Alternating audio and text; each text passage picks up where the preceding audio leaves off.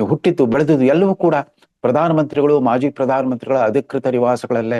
ನಿಮಗಿಂತ ಹಿರಿಯರು, ಅರ್ಹರು, ಪರಿಣಿತರು, ಯೋಗ್ಯರು ಎಲ್ಲರೂ ಇದ್ದಾಗ್ಲೂ ಕೂಡ ಅವ್ರನ್ನ ಬದಿಗೊತ್ತು ಬಿಟ್ಟು ನೀವು ಎಲ್ಲವೂ ಹಾಕೋಗ್ಬಿಟ್ರಿ. ಈ DNA ಪಾಲಿಟಿಕ್ಸ್ ಅನ್ನೋದು ಡೆಮಾಕ್ರಸಿ ಅಲ್ಲ, ಅದು ಐಡಿಯಾ ಆಫ್ ಇಂಡಿಯಾ ಅಲ್ಲ. ಅವ್ರ ಪ್ರಧಾನಮಂತ್ರಿ ಯಾರೇ ಇರಲಿ, ಕಾಂಗ್ರೆಸ್ ಪಕ್ಷದ ಯಜಮಾನಿಕೆ ಮಾತ್ರ ಇವ್ರ ಕುಟುಂಬದ್ದೇ. ಈ ಮನೋಧರ್ಮ ಇದೆ ಅಲ್ಲ, ಇದು ಐಡಿಯಾ ಆಫ್ ಇಂಡಿಯಾ ಅಲ್ಲ ರಾಹುಲ್ ಗಾಂಧಿ. ಕಾಂಗ್ರೆಸ್ ಪಕ್ಷದ ವರ್ತಮಾನದ ಚರಿತ್ರೆ ಉದ್ದಕ್ಕೂ ಕೂಡ ಯಾರ್ಯಾರು ಸಾಮಾಜಿಕ ನ್ಯಾಯ ಪರವಾಗಿ ಧ್ವನಿ ಎತ್ತಿರೋ ಅವ್ರು ಯಾರು ನಿಮ್ಮ ಪಕ್ಷದಲ್ಲಿ ಇರಲಿಲ್ಲ. ಅಲ್ಲಿ ಜಯಕಾರಗಳು ಏನಿದ್ರು ಕೂಡ ನಿಮಗೂ, ನಿಮ್ಮ ಸಹೋದರಿಗೂ, ನಿಮ್ಮ ತಾಯಿಗೂ ಮಾತ್ರ ಸೀಮಿತ. ಇದು ಐಡಿಯಾ ಆಫ್ ಇಂಡಿಯಾ ಅಲ್ಲ.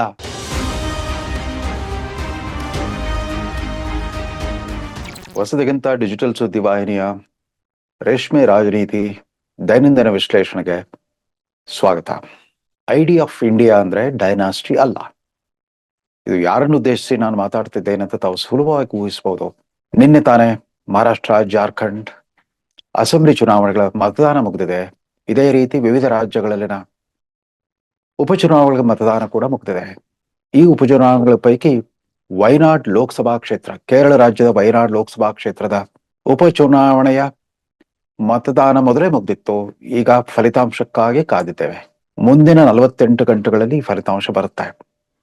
ಈ ಚುನಾವಣಾ ಪ್ರಚಾರಗಳ ಉದ್ದಕ್ಕೂ ರಾಹುಲ್ ಗಾಂಧಿ ಅವರು ಪ್ರಸ್ತಾಪಿಸ್ತಾ ಬಂದಿರೋ 2 ವಿಚಾರಗಳು, ಒಂದು ಐಡಿಯಾ ಆಫ್ ಇಂಡಿಯಾ ಅನ್ನೋದನ್ನ ನಾವು ಎತ್ತಿಡಿತೇವೆ, ಮತ್ತೊಂದು ಜಾತಿ ಗಣತಿ ಮಾಡಿಬಿಟ್ಟು ನಾವು 50% ಆ ಗರಿಷ್ಠ ಮಿತಿಯನ್ನು ತೆಗೆದು ಹಾಕ್ತೇವೆ. ಜಿತನಿ ಆಬಾದಿ ಉತನ ಹಕ್ ಅಂತ. ಜಿತನಿ ಆಬಾದಿ ಉತನಿ ಹಕ್. ಯಾರ್ಯಾವ ಜಾತಿಗೆ ಎಷ್ಟು ಜನಸಂಖ್ಯೆ ಇದೆಯೋ ಆ ಜನಸಂಖ್ಯಾ ಪ್ರಮಾಣಕ್ಕನುಸಾರವಾಗಿ ನೀವು ಹಕ್ಕುಗಳನ್ನು ಕೊಡ್ತಾ ಹೋಗ್ತವೆ, ಸಂಪನ್ಮೂಲಗಳನ್ನ ಹಂಚ್ತಾ ಹೋಗ್ತವೆ ಅಂತ ಅಂದ್ಬಿಟ್ಟು. ಅಂದ್ರೆ ಇಡೀ ದೇಶವನ್ನ ನಾವು ಜಾತಿವಾರು ವಿಂಗಡಣೆ ಮಾಡಿಬಿಟ್ಟು ನ್ಯಾಯ ಕೊಡಿಸ್ತವೆ ಅನ್ನೋ ಮಾತು ಎಲ್ಲಾ ಕಡೆ ಹೇಳ್ತಾ ಬರ್ತಾ ಇದ್ದಾರೆ. ಮೊದಲು ತಮ್ಮ ತಾಯಿಯನ್ನ ರಾಜ್ಯಸಭೆಗೆ ಕಳಿಸಿದ್ರು. ಅದಾದ ನಂತರ ತಾವು 2 ಕ್ಷೇತ್ರಗಳಿಂದ ಗೆದ್ದು ಬಂದು ಒಂದಕ್ಕೆ ಕೈ ಕೊಟ್ರು. ವಯನಾಡ್ ಮತದಾನ ನೋಡಿ ಮೊದಲು ವಯನಾಡ್ ಕ್ಷೇತ್ರಕ್ಕೆ ಕಣಕ್ಕಿಳಿದ್ರು. ಅಲ್ಲಿ ತಾನು ಗೆಲ್ಲೋದು ಗ್ಯಾರಂಟಿ ಅಂತ ಗೊತ್ತಾದ್ಮೇಲೆ ಇದ್ದಕ್ಕಿದ್ದಂತೆ ರಾಯಬರೇಲಿಯಲ್ಲಿ ರಂಗ ಪ್ರವೇಶ ಮಾಡ್ಬಿಟ್ಟು ಅಲ್ಲೂ ಗೆದ್ರು. ವಯನಾಡ್ಗೆ ಕೈ ಕೊಟ್ರು. ಆ ತೆರವಾದ ವಯನಾಡ್ ಕ್ಷೇತ್ರಕ್ಕೆ ಯಾವುದೇ ಹಿಂದೆ ಮುಂದೆ ನೋಡ್ದೇನೆ, ಒಂಚೂರು ಸಂಕೋಚ ಮೀನಮೇಷವಿಲ್ದೇನೆ ತಮ್ಮ ಕಿರಿಯ ಸಹೋದರಿ ಪ್ರಿಯಾಂಕಾ ವಾದ್ರಾ ಗಾಂಧಿ ಅವ್ರನ್ನ ಅಲ್ಲಿ ಕಣಕ್ಕಿಳಿಸ್ಬಿಟ್ಟು ಅವ್ರು ಗೆದ್ದೆ ಗೆಲ್ತಾರೆ ಅನ್ನೋ ಭರವಸೆಯೊಂದಿಗೆ ಮಿಂಚ್ತಾ ಇದ್ದಾರೆ ರಾಹುಲ್ ಗಾಂಧಿ. ಇದು ನಿಮ್ಮ ಐಡಿಯಾ ಆಫ್ ಇಂಡಿಯಾನ Rahul Gandhi? Idea of India is not dynasty but it is parliamentary democracy. Idea of India ಅಂತಂದ್ರೆ, ಭಾರತ ಅನ್ನೋ ಪರಿಕಲ್ಪನೆ ಅಂತಂದ್ರೆ ರಾಜಪ್ರಭುತ್ವ ಅಲ್ಲ. ಭಾರತ ಅಂತಂದ್ರೆ ಸಂಸದೀಯ ಪ್ರಜಾಪ್ರಭುತ್ವ. ಇದನ್ನ ಯಾರು ಹೇಳ್ಬೇಕು ಅವ್ರ ಕಿವಿಗೆ? ರಾಹುಲ್ ಗಾಂಧಿ ಅವರು ಭಾರತ್ ಜೋಡೋ ಯಾತ್ರಾ ಮಾಡಿದಾಗಿಂದ ತಾನೊಬ್ಬ ಜಗದೇಕ ವೀರಂತರ ಹೋದಲ್ಲಿ ಬಂದಲ್ಲಿ ಐಡಿಯಾ ಆಫ್ ಇಂಡಿಯಾ ಅನ್ನೋದನ್ನ ದೇಶಕ್ಕಿಂತ ವಿದೇಶಗಳ, ಅದರಲ್ಲೂ ಅಮೆರಿಕದ ವಿಶ್ವವಿದ್ಯಾಲಯಗಳ ಕ್ಯಾಂಪಸ್ನ ವಿದ್ಯಾರ್ಥಿಗಳನ್ನು ಉದ್ದೇಶಿಸಿ ಪದೇ ಪದೇ ಐಡಿಯಾ ಆಫ್ ಇಂಡಿಯಾ ಅದನ್ನು ನಾನು ಎತ್ತಿ ಹಿಡಿತಾ ಇದ್ದೇನೆ. ಐಡಿಯಾ ಆಫ್ ಇಂಡಿಯಾ ಅಂದ್ರೆ ವಂಶ ಪಾರಂಪರ್ಯ ಆಳ್ವಿಕೆ ಅಲ್ಲ. ಐಡಿಯಾ ಆಫ್ ಇಂಡಿಯಾ ಅಂತಂದ್ರೆ ಪಕ್ಷದ ಶಾಶ್ವತ ಯಜಮಾನಿಕೆ ಅಲ್ಲ, ಪರ್ಮನೆಂಟ್ ಓನರ್ಶಿಪ್ ಅಲ್ಲ. ಪಕ್ಷದ ಮಾಲೀಕತ್ವ ಅನ್ನೋದು ಒಂದು ಪಕ್ಷ ರಾಜಕಾರಣಕ್ಕೆ ಅಪಚಾರ ಮಾಡಿದ ಹಾಗೆ. ರಾಹುಲ್ ಗಾಂಧಿ ಅವ್ರಿಗೆ ಯಾರು ಹೇಳ್ಬೇಕು? ಅವರ ಪಕ್ಷದ ಆಳ್ವಿಕೆ ಇದ್ದಾಗ, 10 ವರ್ಷಗಳ UPA ಆಳ್ವಿಕೆ ಇದ್ದಾಗ, ಅಥವಾ ಅದಕ್ಕೂ ಪೂರ್ವದಲ್ಲೇ 1991ರಿಂದ 96ರವರೆಗೂ ಕೂಡ ಒಂದು ಮೈತ್ರಿ ಸರ್ಕಾರವಿದ್ದಾಗ, ಅವರ ಪ್ರಧಾನಮಂತ್ರಿ ಯಾರೇ ಇರಲಿ, ಕಾಂಗ್ರೆಸ್ ಪಕ್ಷದ ಯಜಮಾನಿಕೆ ಮಾತ್ರ ಇವ್ರ ಕುಟುಂಬದ್ದೇ. ನಾವು ಹುಟ್ಟಿರೋದೇ ಪ್ರಧಾನಮಂತ್ರಿ ಆಗ್ಲಿಕ್ಕೆ. ಪ್ರಧಾನಮಂತ್ರಿ ಪದವಿಗಿಂತ ಕೆಳಗಿನ ಸ್ಥಾನವನ್ನು ನಾವು ಒಪ್ಕೊಳ್ಳಿಕ್ಕೆ ತಯಾರಿಲ್ಲ. ಈ ಮನೋಧರ್ಮ ಇದೆ ಅಲ್ಲ, ಇದು ಐಡಿಯಾ ಆಫ್ ಇಂಡಿಯಾ ಅಲ್ಲ ರಾಹುಲ್ ಗಾಂಧಿ. ಇದನ್ನ ಯಾರು ಹೇಳ್ಬೇಕು ಅವ್ರಿಗೆ? ಈ ವಂಶ ಪಾರಂಪರ್ಯ ಆಳ್ವಿಕೆಯನ್ನ ರಾಜಪ್ರಭುತ್ವ ಅಂತ ಕರಿತಾ ಇದ್ರು, ಮೊನಾರ್ಕಿ ಅಂತ. ಅದು ಮೊದಲೊಂದು ಕಾಲದಲ್ಲಿ ಇತ್ತು. ಎಲ್ಲಿ ಜಾತಿ ಧರ್ಮಗಳ ಮೇಲ್ಗೈ ಇರುತ್ತೋ, ಯಜಮಾನಿಕೆ ಇರುತ್ತೋ, ಪಾಳೆಗಾರಿಕೆ ಇರುತ್ತೋ ಅದನ್ನ ಪಂಗಡ ಪ್ರಭುತ್ವ ಅಂತ ಕರೀತಾರೆ, ಆಲಿಗಾರ್ಕಿ ಅಂತ. ಎಲ್ಲಿ ಸಮಾನತೆ ಸಹೋದರತ್ವದ ಭಾವನೆ ಇರುತ್ತೋ, ನಿಮ್ಮ ಜಾತಿ ಧರ್ಮವನ್ನು ಮೀರಿ ನಿಮಗೆ ಸಹಜ ಪ್ರತಿಭೆ, ಪರಿಶ್ರಮ, ಸಾಧನೆಯ ಬಲದಿಂದ ನೀವು ಗೆದ್ದು ಬರೋದಾದ್ರೆ ಅದು ನಿಜವಾದ ಪ್ರಜಾಪ್ರಭುತ್ವ. ರಾಹುಲ್ ಗಾಂಧಿ ತಾವೇನ್ ಮಾಡ್ಲಿಕ್ಕೆ ಹೊರಟಿದ್ದೇನೆ? ತಾವು ಇಡೀ ಜೀವಮಾನ ತಾವು ಹುಟ್ಟಿದ್ದು ಬೆಳೆದಿದ್ದು ಎಲ್ಲವೂ ಕೂಡ ಲೂಟಿಯನ್ಸ್ ಡೆಲ್ಲಿ, ಗಣ್ಯ ವ್ಯಕ್ತಿಗಳ ಗಣರಾಜ್ಯದ ತರ ಇದೆಯಲ್ಲ ನ್ಯೂ ದಿಲ್ಲಿ, ಹೊಸ ದಿಲ್ಲಿಯ ಒಂದು ಪ್ರತಿಷ್ಠಿತ ವಲಯ. ಅಲ್ಲಿ ನೀವು ಹುಟ್ಟಿದ್ದು ಬೆಳೆದಿದ್ದು ಎಲ್ಲವೂ ಕೂಡ ಪ್ರಧಾನಮಂತ್ರಿಗಳು ಮಾಜಿ ಪ್ರಧಾನಮಂತ್ರಿಗಳ ಅಧಿಕೃತ ನಿವಾಸಗಳಲ್ಲೇ, ದೊಡ್ಡ ದೊಡ್ಡ ಅರಮನೆಯಂತಹ ಬಂಗ್ಲೆಗಳಲ್ಲೇ. ತಾವೀಗ ಇದ್ದಕ್ಕಿದ್ದಂತೆ ನಿದ್ದೆಯಿಂದ ಎಚ್ಚೆತ್ತವರಂತೆ ಸಾಮಾಜಿಕ ನ್ಯಾಯದ ಪರವಾಗಿ ಮಾತಾಡ್ತಾ ಇದ್ದೀರಿ. ಹೋದಲ್ಲಿ ಬಂದಲ್ಲಿ ಜಾತಿ ಗಣತಿಯ ಆಶ್ವಾಸನೆ ಕೊಡ್ತಾ ಇದ್ದೀರಿ. ಪತ್ರಿಕಾಗೋಷ್ಠಿಗೆ ಬಂದ್ರೆ ಪತ್ರಕರ್ತರ ಜಾತಿಗಳನ್ನು ಕೇಳಕ್ ಶುರು ಮಾಡ್ಬಿಟ್ಟಿದ್ದೀರಿ. 4 ಅವಧಿಗೆ ಪಾರ್ಲಿಮೆಂಟ್ ಮೆಂಬರ್ ಆಗಿದ್ದಾಗ ನಿಮ್ಗೆ ಹೊಳೆದಿರ್ಲೇ ಇಲ್ಲ ಈ ದೇಶದಲ್ಲಿ ಜಾತಿ ಅಸಮಾನತೆ ಇದೆ, ವರ್ಣಾಶ್ರಮ ಪದ್ಧತಿಯಿಂದ ಅನೇಕ ತಲೆಮಾರುಗಳಿಂದ ಒಂದು ವಿವಿಧ ಸಮುದಾಯಗಳು ಶೋಷಣೆಗೆ ಒಳಪಟ್ಟಿದ್ದಾರೆ ಅನ್ನೋ ಸತ್ಯ ಈಗ ಅರಿವಾಗಿದೆ ನಿಮಗೆ. ನಿಮ್ಮ ತಂದೆ ಮತ್ತು ನಿಮ್ಮ ಅಜ್ಜಿಗೆ ಅಥವಾ ನಿಮ್ಮ ಮುತ್ತಾತಂದ್ರಿಗೆ, ಅವ್ರು 3 ಪ್ರಧಾನಮಂತ್ರಿಗಳಾಗಿದ್ರು, ಅವರೆಲ್ಲ ಈ ಜಾತಿ ಮೀಸಲಾತಿಯನ್ನ ಕಠೋರವಾಗಿ ವಿರೋಧಿಸ್ತಾ ಇದ್ರು. ಅವ್ರಿಗೆ ಕಾಲಧರ್ಮ ನಿಜ ಅರ್ಥವಾಗಕ್ಕೆ ಸಾಧ್ಯವಾಗ್ಲೇ ಇಲ್ಲ ಅವ್ರ ಜೀವಿತ ಕಾಲದಲ್ಲಿ. ಕರ್ನಾಟಕದಂತ ರಾಜ್ಯದಲ್ಲಿ 1977ರಷ್ಟು ಹಿಂದೆನೆ ನಿಮ್ಮದೇ ಪಕ್ಷದ ಮುಖ್ಯಮಂತ್ರಿ, ಅವ್ರಿಗೆ ಜಾತಿ ಬಲನೇ ಇರಲಿಲ್ಲ, ಜಾತಿ ಸಂಖ್ಯಾಬಲ ಇರಲಿಲ್ಲ. ದೇವರಾಜ ಅರಸರು ಅವನೂರು ವರದಿಯನ್ನು ಆಧರಿಸಿದ ಮೀಸಲಾತಿಯನ್ನು ತಂದ್ಬಿಟ್ಟು ಇಡೀ ದೇಶಕ್ಕೆ ಮಾದರಿಯಾದ ಒಂದು ಸೈದ್ಧಾಂತಿಕ ಬುನಾದಿಯನ್ನು ನಿರ್ಮಿಸಿಕೊಟ್ರು ಸಾಮಾಜಿಕ ನ್ಯಾಯದ ರಾಜಕಾರಣಕ್ಕೆ. ನಿಮ್ ಪಕ್ಷ ಏನ್ ಮಾಡ್ತು? ದೇವರಾಜ ಅರಸನ ಉಚ್ಚಾಟನೆ ಮಾಡಿದ್ರು. ಅವ್ರು ತೀರ್ಕೊಂಡಾಗ ನಿಮ್ ಕುಟುಂಬದಿಂದ ಯಾರೊಬ್ರು ಬಂದು ಅವರ ಪಾರ್ಥಿವ ಶರೀರಕ್ಕೆ ಗೌರವ ಸೂಚಿಸೋ ಒಂದು ಸೌಜನ್ಯವನ್ನ ತೋರಿರಲಿಲ್ಲ.